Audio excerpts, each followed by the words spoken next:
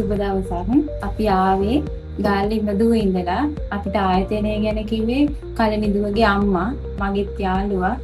අපි ආයතනය ගොඩක් සෙව්වා. දුවට පොඩි කාලේ ඉඳලා ආසාවක් තිබුණා මේ කොරියන් යන්න.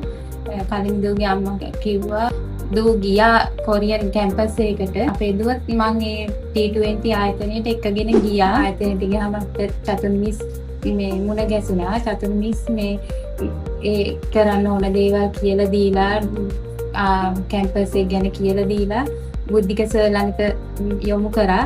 බුද්ධික සර් පැය 3මාරක විතර ඉන්ටර්විව් එකක් කරා. ඩොකියුමන්ට් හදාගන්න හැටි, අපේ තියෙන අඩුපාඩු හදාගන්න හැටි ඔක්කොම බුද්ධික සර් කියලා දුන්නා.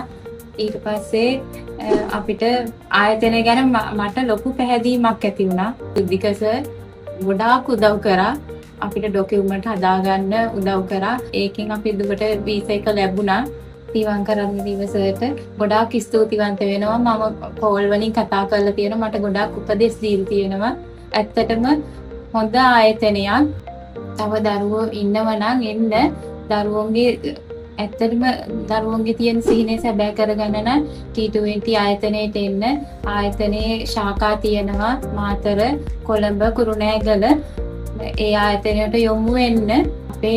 අපේ මුදල් කිසිම දෙයක් අපතේ යන්නේ. හරිම වේලාවට අපිට වීසා එක ලැබුණා. දරුවන්ට යන්න උදව් කරා. බොහොම ස්තුතියි ආයතනයට.